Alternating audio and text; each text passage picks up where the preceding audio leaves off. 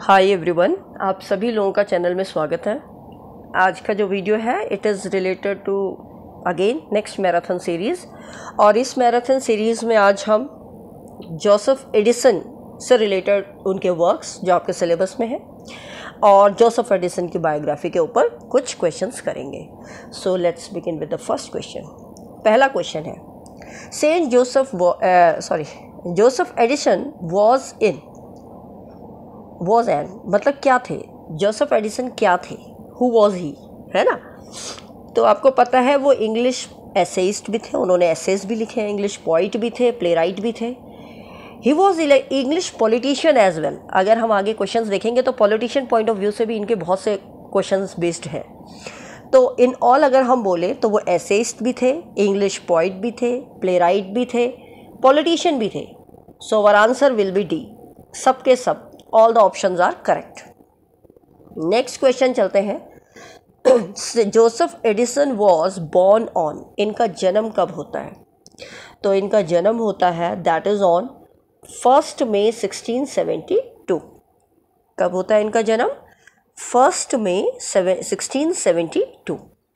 Next question पे चलते हैं। देखिए, इसको कुछ समझाने की ज़रूरत नहीं है, ultimately you have to learn it. तो इसमें कोई डिटेल स्टडी बताने की ज़रूरत नहीं है। जहाँ ज़रूरत है I will explain the question in detail.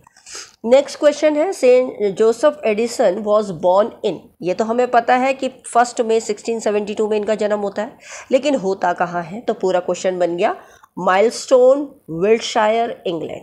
Option A will be the right answer. ठीक है, नेक्स्ट क्वेश्चन पे चलते हैं। Question number 4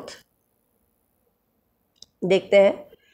Joseph Addison first met Richard Steele. Very important question as well कि जोसेफ एडिसन सबसे पहले Richard Steele को कहाँ मिलते हैं, है ना?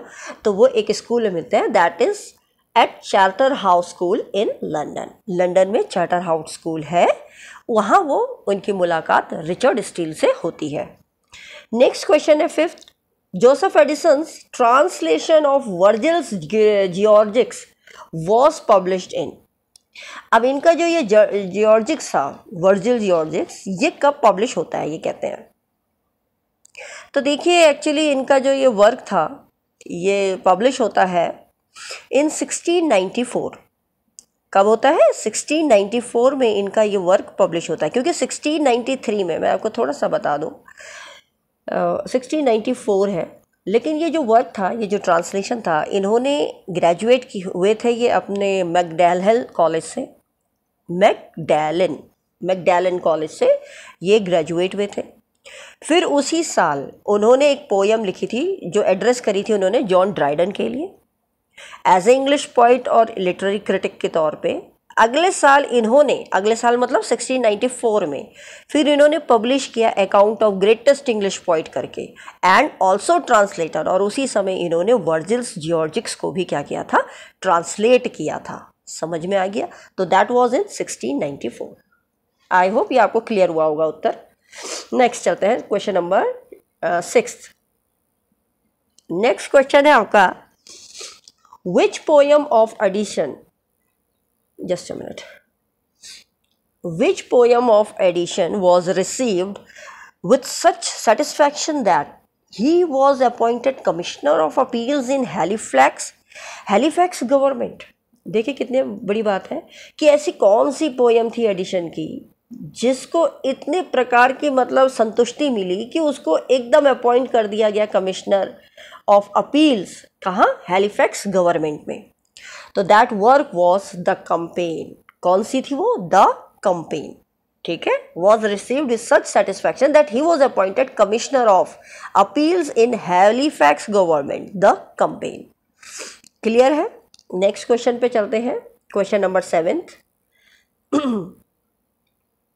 देखिए, द किट कैट क्लब, ये भी क्लब है, was an early 18th century English club. ये जो किट कैट क्लब था ये 18th सेंचुरी की जो शुरुआत थी उस टाइम का ये क्लब माना जाता था लंदन में। ठीक है, with strong political and literary association. ये कोई ऐसा वैसा कोई क्लब नहीं था। ये किट कैट क्लब का मतलब था कि अर्ली 18th सेंचुरी में यहाँ पर बड़े ही माने जाने पॉलिटिकल स्ट्रॉन्ग और जो लिटरेरी एसोसिएशन थे, बड़े बड़े इंटेलिजेंट पीपल, तो वो सब लोगों का एक ग्रुप था यहाँ पर, वो लोग यहाँ बैठा करते थे। तो who among the following were its members, तो इसके मेंबर्स कौन थे एक्चुअली? तो देखिए इसके मेंबर्स जो थे William Congreve and John Locke, ये भी थे, ठीक है। आपके sir John Vanbrugh and Joseph Addison, ये भी इसके मेंबर रहे हैं। Duke Somerset and the earl of Burlington, ये भी इसके क्या रहे हैं? मेंबर रहे हैं। तो हम कह सकते हैं all of the above are true. तो option D will be your right answer, ठीक है। क्वेश्चन नंबर 8 पे चलते हैं। 8th क्वेश्चन है, in 1708 and 1709 Addison was a dash for the borough of the Lostwithiel. देखिए borough क्या होता है? बोरोक का मतलब होता है कोई भी सिटी, नगर जिसे कहते हैं, सिटी टाउन, सिटी हो गया, टाउन हो गया, जिसको हम कहते हैं नगर, हिंदी में कहते हैं नगर। तो ये क्या थे यहाँ के? फॉर द नगर ऑफ, जो सिटी ऑफ लॉस्ट विथ हिल के, ये क्या रहे हैं? 1708 से 1709 में एडिशन क्या रहे हैं? तो एडिशन यहाँ के मेंबर ऑफ पार्लियामेंट रहे। इस नगर के जो लॉस्ट विथ हिल में है, यहाँ के क्या रहे हैं? मेंबर ऑफ पार्लियामेंट रहे हैं, ठीक है। क्वेश्चन नंबर 9 पे चलते हैं। Addison was soon appointed dash to the new lord lieutenant of Ireland lord Wharton. कहने का मतलब है जल्दी ही लॉर्ड ये जोसेफ एडिसन जी को क्या बना दिया जाता है? इन्हें सेक्रेटरी बना दिया जाता है to the new lord lieutenant Ireland के लॉर्ड वार्टन में। समझ में आ गया? तो यहाँ के क्या बन जाते हैं? ये सेक्रेटरी बना दिया जाता है बहुत जल्दी। नेक्स्ट क्वेश्चन है question number 10th। Addison married Charlotte in. अब एडिशन की जो मैरिज है, चार्लोट रिच करके आता है, चार्लेट रिच भी आ जाता है, रिच इनका पूरा नाम है, चार्लेट रिच, जो कि क्या रहती है? Countess of Warwick. मैं लिख भी दूँ, countess, COUNTESS, countess of Warwick, WICK। तो काउंटेस क्या होती है? काउंटेस का मतलब होता है बेगम, ठीक है ना। कहाँ की बेगम? वॉरविक की बेगम। तो एडिसन की शादी चार्लेट रिच से, जो कि एक बेगम रहती है वॉरविक की, कब होती है इनकी शादी? तो इनकी शादी होती है 1716 में, 1716 में इनकी शादी होती है। नेक्स्ट क्वेश्चन है 11। जोसेफ एडिसन डाइड ऑन, इनकी मृत्यु कब होती है? दैट इज 17 जून 1719, जब ये 47 ईयर्स के रहते हैं। नेक्स्ट क्वेश्चन है आपका question number 12। Who called Addison's prose Attic and Asiatic. इसको थोड़ा ऊपर ले लेते हैं, थोड़ा इसको एक्सप्लेन करेंगे। ये देखिए क्वेश्चन है, किसने कहा एडिशन का जो प्रोज है वो तो एटिक है और एशियाटिक है? एशियाटिक, एशियाटिक से तो समझ गए होंगे, मतलब एशिया में, ठीक है। और एटिक का मतलब क्या होता है? देखिए एटिक अगर हम वर्ड बोलें तो इसे हम अटारी बोलते हैं। जिसको नहीं पता अटारी भी क्या होता है तो समझ लीजिए। एक प्रकार का आप देखते होंगे लोग ज़्यादातर आज के टाइम पे अपना स्टोर रूम कहाँ बनाते हैं? अपस्टेयर्स के नीचे, देखा ही होगा आपने। पहले तो चलो कोई रूम, छोटा सा रूम बना लेते थे उसको एज अ स्टोरेज रूम में।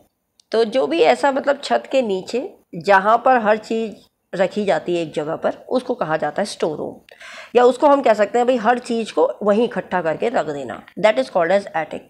लेकिन ये बात किसने कही थी इनके प्रोज के लिए कि इनकी एक जगह इकट्ठे हैं और एशियाटिक हैं, पूरे एशिया में है? तो ये मैथ्यू अर्नोल्ड इनके लिए कहते हैं। तो please make it sure the answer is your A, Matthew Arnold. Okay, so moving on to the next question and that is your question number 13। देखिए क्वेश्चन नंबर 13 है आपका, the first issue of the Tatler appeared on. जो पहला issue था टैटलर का, ये आपको पता ही है, पब्लिकेशंस थे, मतलब द स्पेक्टेटर और द टैटलर इन्होंने पब्लिश किया था, पब्लिशिंग हाउस कह दो या मैगजीन्स कह दो। तो ये फर्स्ट इश्यू कब हुआ था टैटलर का, कब अपीयर हुआ था? तो दैट वाज ऑन अप्रैल 12, 1709, ठीक है। इसके बाद चलते हैं क्वेश्चन नंबर 14 पे चलते हैं। क्वेश्चन नंबर 14 है आपका, sir Roger at home is an essay written by. बिल्कुल किसने लिखा है? जोसेफ एडिसन, समझाने की ज़रूरत नहीं। Sir Roger at home was published इन, इसको इस मैगजीन में या किस में पब्लिश किया गया था? That was the Spectator. Question 16, sir Roger at home was publish on, कौन सी तारीख को पब्लिश हुआ था? जुलाई 2, 1711 में, ठीक है। इसके बाद चलते हैं क्वेश्चन नंबर 17 पे चलते हैं, and that is your the number of sir Roger at home in the Spectator paper is. अब वो जो नंबर है सर रॉजर एट होम, वो नंबर कौन सा है जो पेपर में वहाँ मेंशन किया गया है। तो आप जब पढ़े होंगे तो आपने ये भी पढ़ा होगा, जो सर रॉजर का जो ऐसे है, ये जो स्पेक्टेटर है, ये नंबर करके आता है 106, जो पब्लिश हुआ था 2 जुलाई 1711 में। और ये बिगिन होता है विद द एपिग्राफ, मतलब शुरू कहाँ से हो रहा है, एपिग्राफ से शुरू हो रहा है। कहाँ से, होरेस से, जो कि एक क्लासिकल रोमन लिरिक पोइट रहे हैं 65 BC में। समझ में आ गया। तो दिस वाज ऑल अबाउट, तो वो नंबर जो मेंशन किया था दैट वाज 106। क्वेश्चन नंबर 18 पे चलते हैं। The essay one which there appear the characters of sir Roger de Coverley are also known as. अब जो एसेज थे, इन्होंने वन, एक्चुअली देखिए इसको थोड़ा कट कर दीजिए, ये नहीं है, the essay which there appear ऐसे आएगा, या इन कर दीजिए, इन विच, द एसे इन विच आएगा, the essay in which there appear the character of sir Roger, ROGER de Coverley, उसको और क्या कहा जाता है, उसको कॉवरली पेपर के नाम से भी कहा जाता है, कॉवरली पेपर्स। ठीक है। नेक्स्ट क्वेश्चन है question number 19। Let's have a look. What is the full name of sir Roger. तो सर रॉजर का फुल नेम क्या रहता है, सर रॉजर डी कॉवरली। क्या रहता है, सर रॉजर डी कॉवरली। देखिए जब एग्ज़ाम देते हैं, या जब भी आप एग्ज़ाम दें, तो ऑप्शन को बड़े ध्यान से देखिए। ठीक है। मैं आपको ऑप्शन चारों इसलिए नहीं बता रही हूँ because it is time consuming. I will just tell you the answers, जिससे कि श्योर शॉर्ट आंसर आपको याद रहे, है ना। तो एग्जाम में, लेकिन दैट इज़ योर पर्पस, आपको एकदम क्वेश्चन का आंसर एकदम हिट करना चाहिए, वो this is the answer of this question. But before doing the options you must look at into the options as well. आपको ऑप्शंस भी देखने बहुत जरूरी है, जल्दबाजी में आप कहीं और टिक ना मार दें, that is very important part. ठीक है। क्योंकि सर डी कॉवरली जो थे, ये नेम एक इंग्लिश कंट्री डांस और स्कॉटिश कंट्री डांस का है ना, वो नाम है एक English country dance and the Scottish country dance. तो सर रॉजर डी कॉवरली का नाम भी कह सकते हैं, एक कैरेक्टर जो स्पेक्टेटर में 1711 में की थी, वो जो क्रिएट किया था सेंट जोसेफ एडिसन ने और रिचर्ड स्टील ने, तो उसमें इन चीज़ों को मेंशन किया है। ठीक है। नेक्स्ट चलते हैं क्वेश्चन नंबर 20 पे। Who among the following is not among the members of Spectator club. इसमें से कौन से स्पेक्टेटर क्लब के मेंबर नहीं रहे हैं। ठीक है। तो देखिए, आपको मैं थोड़ा सा क्वेश्चन ऊपर कर लूँ, तो इसमें अगर देखा जाए तो कैप्टन सेंट्री भी रहते हैं, सर रॉजर डी कॉवरली तो है ही, सर एंड्रयू फ्री पार्ट या मर्चेंट रहता है, ये भी है, और टेम्पलर भी रहता है, जो कि एक लॉयर रहता है जो सिक रहता है बाय हिज प्रोफेशन। और इसमें ये चार तो हैं ही हैं, इसके साथ इसके दो और कैरेक्टर्स आते हैं। एक आता है विल हनीकोम एंड द क्लर्जीमैन, वो भी लिख लीजिए, कई एग्जाम में, इसमें नहीं दिया, एग्जाम में कभी पूछ लिया जाए।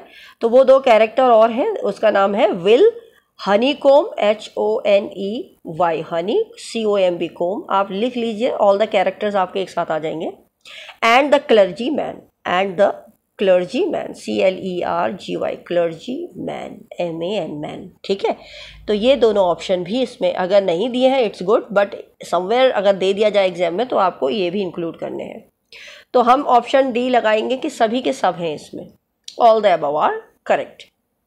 लेकिन इसमें ऑप्शन ऐसा दिया नहीं है, तो आप ऑप्शन ऐसा करके दिया तो है नहीं कि ऑल द अबव करके दे रखा हो, तो आप ऊपर लिख लीजिए इसमें सारे ही करेक्ट हैं, ABCD। ठीक है ना, ऑल आर देयर। नेक्स्ट चलते हैं, who is given the responsibility to take the care of mister Spectator. Mister Spectator जो है, उसकी रेस्पॉन्सिबिलिटी किसको दी जाती है यहाँ पर। आपको ये पता होना चाहिए स्पेक्टेटर कौन है यहाँ पर। आपने जब ये वर्क पढ़ा होगा सर रॉजर एट होम, तो Spectator is who, the author itself, right. And who is author here, Joseph Addison. तो उसकी बात चल रही है कि उनकी देखभाल के लिए किसकी जिम्मेदारी दी गई थी, किसको दी थी जिम्मेदारी सर रॉजर जी ने, तो दैट वाज बटलर। कौन थे, बटलर। नेक्स्ट क्वेश्चन पे चलते हैं, question number 22। Who has been living with sir Roger at his house about 30 years, मतलब 30 साल से ऊपर हो गए थे उन्हें रहते रहते उनके साथ। वो कौन थे, ही वॉज द चैपलिन। कौन थे, चैपलिन। नेक्स्ट कैरेक्टर है, which of the following names are mentioned in the essay the sir Roger at home. कौन सा नाम मतलब ये कहता है ना which of the following names mention किए गए हैं सर रॉजर होम में, तो कौन कौन से नाम है ये देख लेते हैं एक बार। रॉबर्ट सॉन्डरसन, ये नाम भी दिया गया है, ठीक है। उसके बाद आता है आपका John Tillotson, this name is also given. देखो टिलोस्टॉन भी यहाँ पर नाम दिया गया है। इस वर्क को अगर आप देखेंगे, Isaac Barrow is also there, Isaac Barrow का भी नाम दिया गया है। और यहाँ पर एडमंड कैमली, ये भी बिल्कुल दिया गया है, एडमंड कैलेमी। तो हम कह सकते हैं कि जितने भी नाम मेंशन्ड हैं ऐसे में एडिशन के, डॉक्टर फ्लीटवुड भी है, और भी है इसमें, डॉक्टर फ्लीटवुड हो गया जो कि बिशप ऑफ सेंट एसफ रहते हैं, और डॉक्टर साउद भी हैं जो कि पब्लिक ओरेटर का काम करते हैं, जो ऑक्सफोर्ड में रहते हैं। तो दीज आर द कुछ, अगर आपको मैं बता दूं तो आप कहोगे ये जॉन टिल्स्टॉन कौन है, तो जॉन टिल्स्टॉन आपको याद होना चाहिए। जॉन टिल्स्टॉन इन्होंने आर्क बिशप टिलोस्टन को कहा है, ठीक है।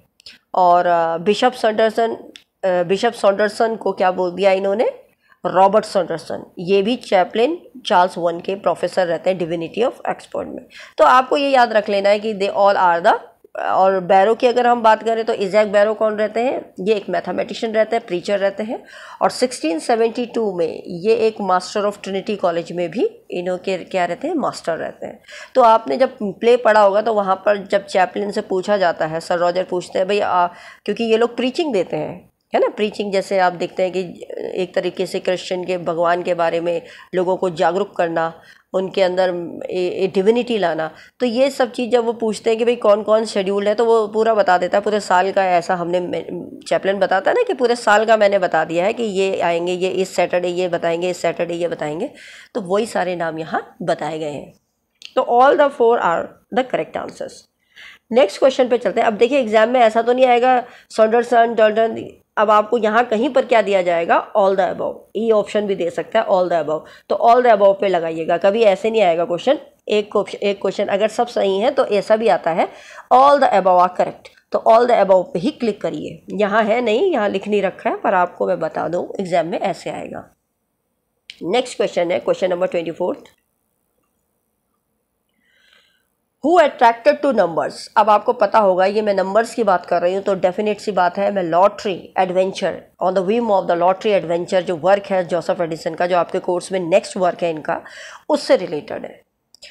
तो देख लीजिए इसमें क्या है, who are attracted to numbers. अब नंबर्स में कौन अट्रैक्टेड रहते हैं। अब यहाँ नंबर्स की अट्रैक्टेड, मतलब आप जानते हो जब आपने पढ़ा होगा लॉटरी, तो लॉटरी में नंबर की तो बात है, मेरा नंबर आ गया तो मैं जीत गया, वही वाली बात है। तो जुआरी, that is the gamblers. Who attracted to numbers, कौन लोग आकर्षित होते हैं नंबर्स के लिए, जुआरी, गैम्बलर्स जो गैम्बलिंग करते हैं। Some players have an irrational meaning to the number dash, so they choose it instead of any other.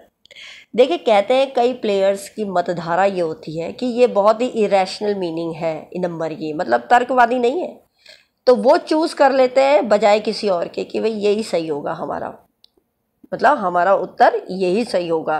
कहते हैं ना कुछ प्लेयर्स हैव इरेशनल मीनिंग, उनकी बिल्कुल बेतुकी मीनिंग होती है जिसमें कोई तर्क नहीं होता किसी नंबर को लेके, और वो नंबर है 134। वो मेंशन नंबर कौन सा है, 134।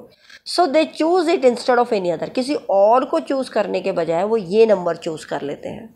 अब एक्चुअली होता क्या है कि किसी का सपोज, इसमें कोई साइंटिफिकली नहीं प्रूवन है कि भाई यही नंबर आएगा। ये होता है, देखिए कोई भी है, किसी इंसान का अगर बाई लक उसने सपोज अपनी डेट ऑफ बर्थ डाल दी और बाई लक उसका वो नंबर से उसका चल गया सिक्का, मतलब उसने लॉटरी जीत ली, तो उसके दिमाग में तो जीवन भर के लिए क्या हो जाएगा कि यार ये ही नंबर मेरे लिए शुभ है। हम इंडियंस, देखा जाए तो I am talking about Indians, literally in India still we people believe in myths.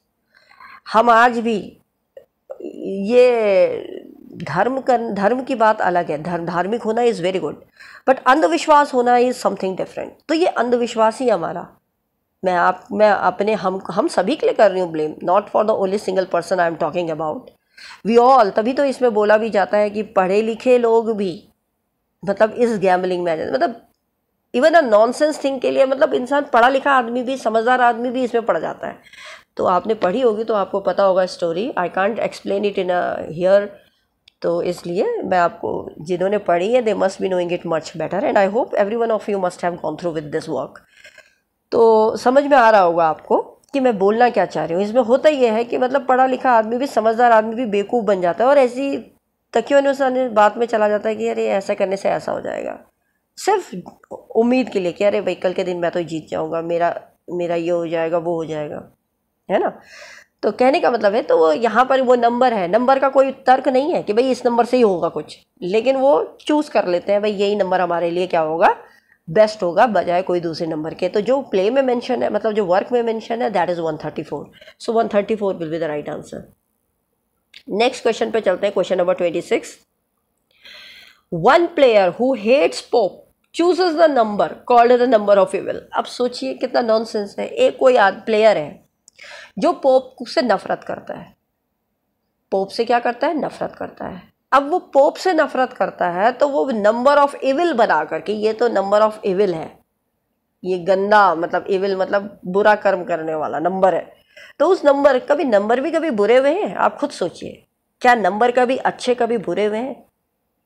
क्या हम बोल सकते हैं कि 1 नंबर बहुत अच्छा है, 2 नंबर बुरा है? No, we can't justify, there is no scientific rules and regulations behind it, it's all about our myth है ये हमारा, it's a kind of superstitious. अब उन्होंने यहाँ पर जो वर्क है उसमें उन्होंने नंबर ऑफ इविल, कोई पोप को हेट कर रहा है तो भाई 666 नंबर है, तो 666 is the number they are talking about, ठीक है, वो यहाँ पर 666 को मेंशन किया है। नेक्स्ट चलते हैं, 27 क्वेश्चन है आपका, वाइज एंड फूल। वही क्वेश्चन आगे देखिए, wise and fools are similar on the issue who put strange sense while choosing. अब बताइए, जो बुद्धिमान व्यक्ति है और जो बेवकूफ़ भी है, ठीक है, बेवकूफ़ हम ये नहीं कह सकते जो पढ़ा लिखा नहीं है। देखो, बुद्धिमान पढ़ा लिखा नहीं है, वो भी बुद्धिमान हो सकता है, उसके अंदर भी अगर आपने वर्क पढ़ा हो, इग्नोरेंस ऑफ द लर्न, तो वहाँ पर हम वैसे भी देखें और प्रैक्टिकली भी देखें तो कभी कभी जो पढ़े लिखे नहीं है वो भी बहुत समझदारी वाली बात करते हैं। तो वाइज का मतलब ये होता है कि थोड़ा सोच समझ के काम करने वाले, एंड फूल्स जिनका तो कोई सेंस ही नहीं है, वो बिल्कुल सिमिलर है, कह रहे हैं वो एक जैसे हैं, एक समान है, मतलब there is no difference between the wise and the fools. किस बात पे? On the issue. किस इश्यू पे? Who put strange sense while choosing, जब वो किस चीज को चूज कर रहा है? Lottery numbers. जब लॉटरी नंबर्स को चूज करने की बात आती है तो चाहे समझदार व्यक्ति ले लो चाहे बेवकूफ व्यक्ति ले लो, दोनों के दोनों एक ही थाली में है, समझ लो एक ही जैसे हैं। There is no differentiation between these two people. Is that clear? Now moving on to the next question, that is your 28th। Who claimed that he chose the number 132 after having a dream about it? अब देखिए, कौन यहाँ claim करता है कि उसने number 132 choose किया सिर्फ इसलिए क्योंकि उसने सपना देखा इसका? देखो ना, अब ये कौन है? ये जोसेफ एडिसन के ही फ्रेंड हैं and his name is George Gosling. George Gosling उनके दोस्त रहते हैं, तो जब उनके दोस्त हैं तो ऑब्वियस सी बात है he is from a very good background and he is a wise person as well. लेकिन क्यों? क्योंकि उन्होंने सपना देखा कि भाई मेरे लिए तो 132 ही क्या है, परफेक्ट है, तो वो भी क्या चूज़ कर लेते हैं क्योंकि वो भी गैम्बलिंग करते हैं। तो वो जॉर्ज गॉसलिंग है जो 132 नंबर को ही अपना मतलब फ्यूचर का नंबर समझ के गैम्बलिंग करते हैं, right? Moving on to the question number 29. Edison says people who believes persons like dash are real fools. Edison कहते हैं जो लोग विश्वास करते हैं जिस प्रकार से जॉर्ज गॉसलिंग, जो उनके दोस्त जिस प्रकार से विश्वास कर रहे हैं, अगर सारे लोग, जो लोग भी इस तरीके का सोचते हैं, सच की बात है वो सच में ही बेवकूफ़ होते हैं, उन्हें बेवकूफ़ कहलाया जाएगा in reality. Okay, so next last question of this session and last question of this marathon series, question number 30. Even the very wealthy people, question समझिए, even the very wealthy people become bankrupt because of spending their wealth by trying to their luck in the। अब आपने देखा भी होगा और बहुत से किस्से ऐसे सुने भी होंगे कि भाई लॉटरी जुआ में पैसा लगाया, इतना पैसे वाला व्यक्ति था, बहुत धनवान था, लेकिन आज देखो सड़क पे आ गया।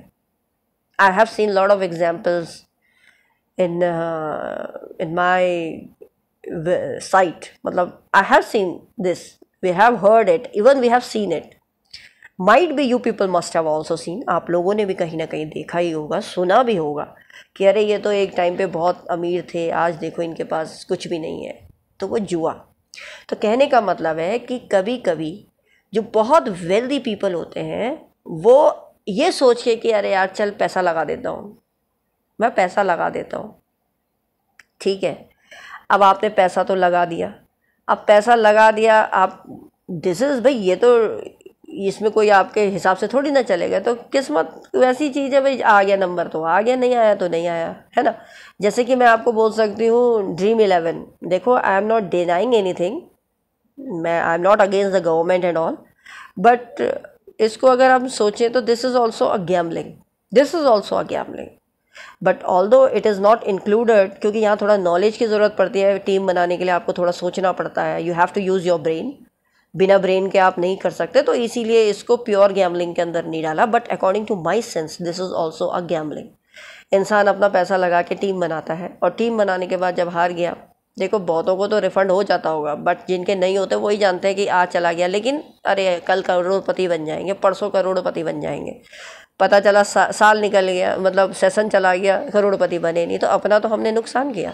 तो this is what the gambling is about. तो यहाँ पर यही बोलते हैं कि इवन बहुत ही वेल्दी पीपल भी होगा, वो रोज़ रोज़ पैसा डालेगा उम्मीद करके कि कल के दिन मेरी लॉटरी लगेगी, और वो लगे ना बाय बैड लक, तो क्या कहलाया जाएगा, बैंकरप्टी होगा। तो देयर लक, अपने लक को चाहने के लिए वो लोग लॉटरी पे पैसा लगाते हैं। तो आई होप आपको ये सारे क्वेश्चंस क्लियर हुए होंगे। अगर you are finding the videos very helpful, अगर अच्छी लग रही हैं तो please like share and subscribe this channel. मिलते हैं with the next video next